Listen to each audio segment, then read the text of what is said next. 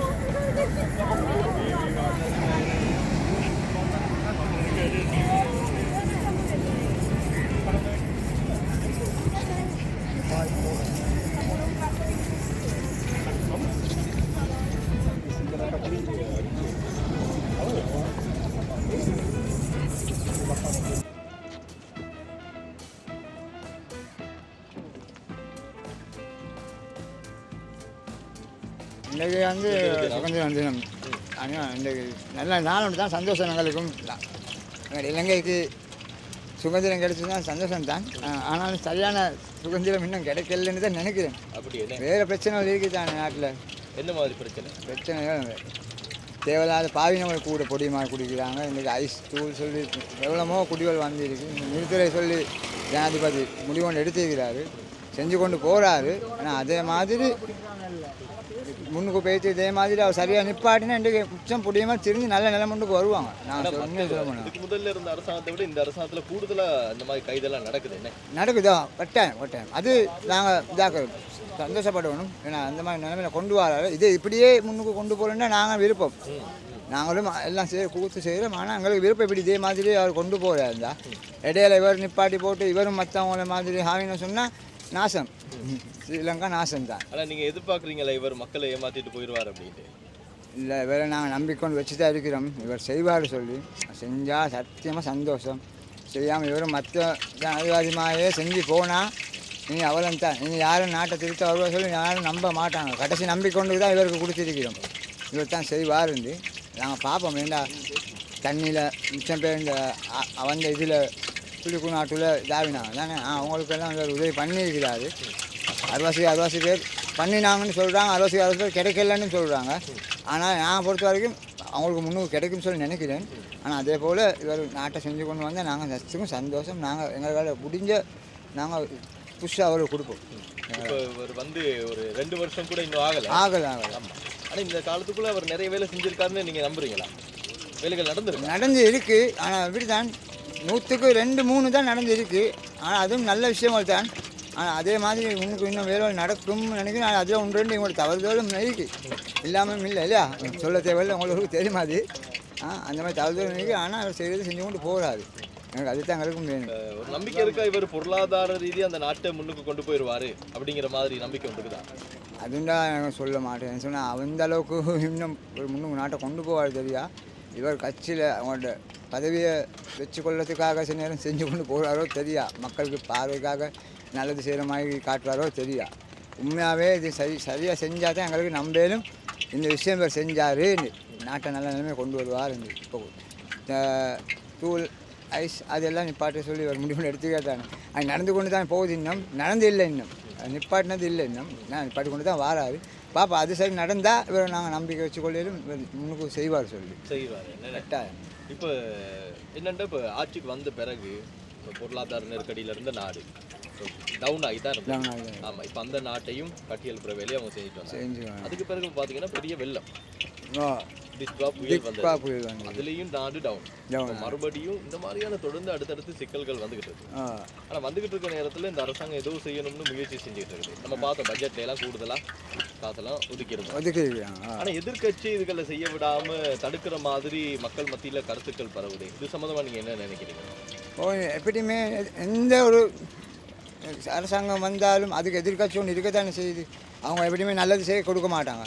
நல்லது செஞ்சு இவங்களுக்கு நல்ல பேர் வந்து இவங்க நல்ல நிலைமைக்கு வருவாங்க, இவங்க ஆசையாக வச்சுக்கொள்வாங்க சுற்றி அவங்க எதுக்கும் செய்ய கொடுக்கவே மாட்டாங்க. அதுதான் அவங்க மற்ற கட்சியாக செய்கிற வேலை. அது சுற்றி இவங்க அதையும் தாண்டி செஞ்சு கொண்டு வராங்க. எனக்கு வெளிச்சநாயக ஜனாதிபதி வந்து பயமில்லை, நாட்டை கொண்டு போகிற விஷயத்தில் அவர் பயமில்லை.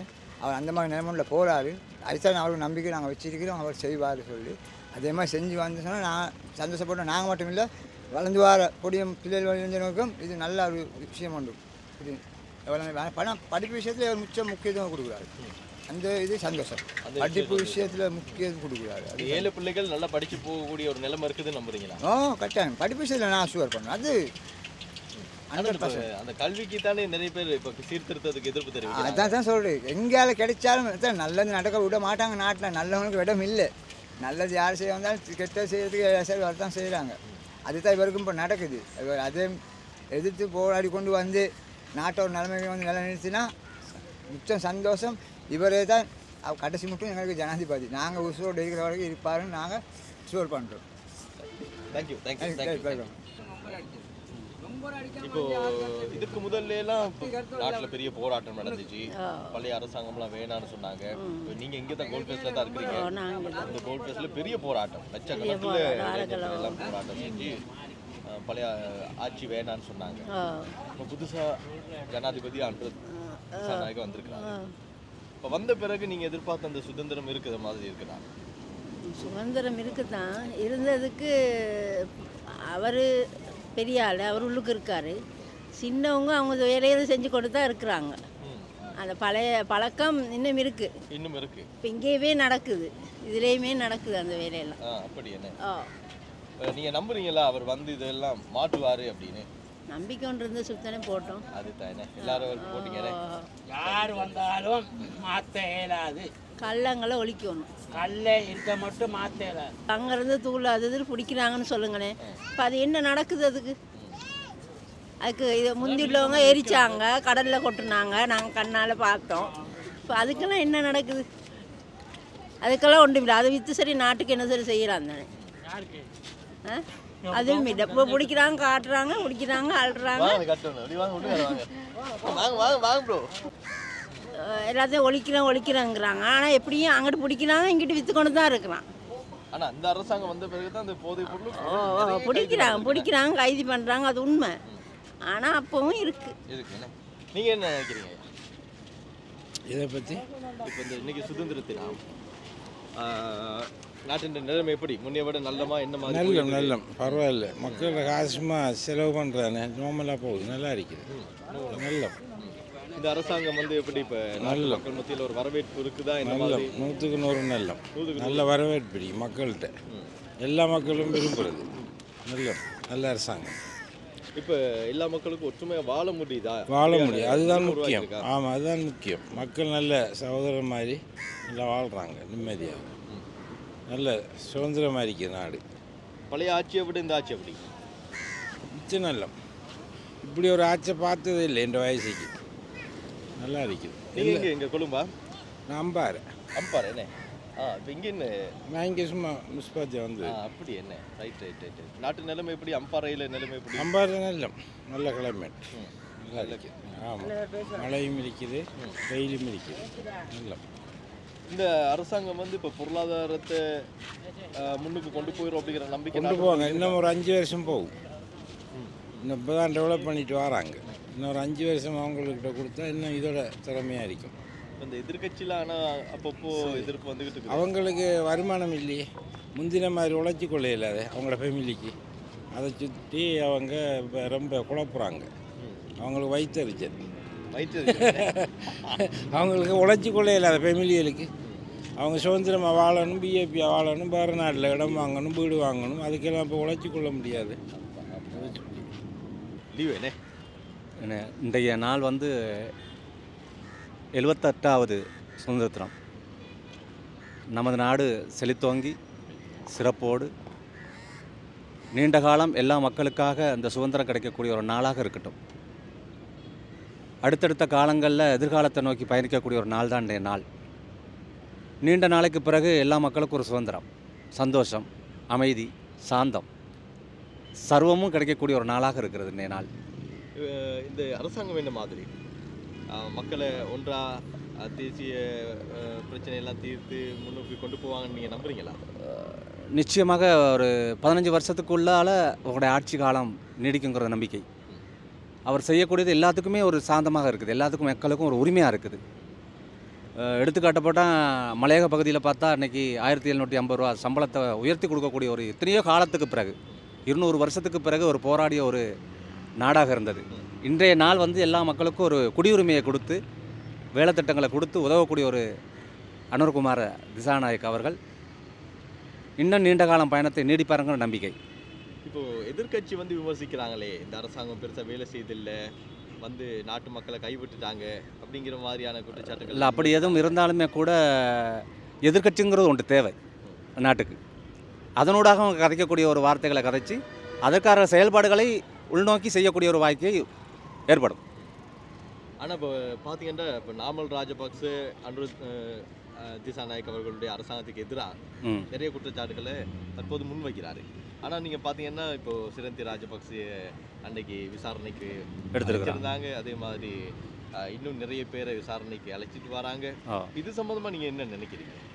இது சம்மந்தமாக நினைக்க போனால் நானும் இந்த கட்சிக்குள்ளே தான் இருக்கிறேன். நான் ஒரு அமைப்பாளராக இருக்கிறேன். அப்படி பார்க்கும் பொழுது இவ்வளவு காலம் இடம் கிடைக்காத ஒரு மக்களுக்கான சேவைகளை எல்லாத்துக்கும் கிடைக்கக்கூடியதாக இருக்குது.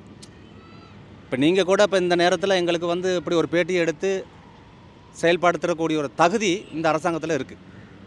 அதை நோக்கி நாங்கள் பார்க்கும் பொழுது வெளியுள்ள மக்களுக்காக இருந்தாலும் சரி, ஒரு பூஜகராக இருந்தாலும் சரி, நாங்கள் தெரியாமல் இருந்தோம். இவ்வளோ காலம் மக்களுக்கு தெரியாமல் இருந்தோம். இப்பொழுது எல்லாம் தெரியக்கூடியதாக இருக்குது. அதே நேரம் அரசாங்கம் சூழ்நிலையை பார்க்கும் பொழுது அவங்களுக்குள்ள என்ன நடைமுறைகள் இருந்ததோ அதை வெளிப்படுத்துறதுக்காக ஒரு காரணத்தை வைத்து வெளிப்படுத்தலாம்.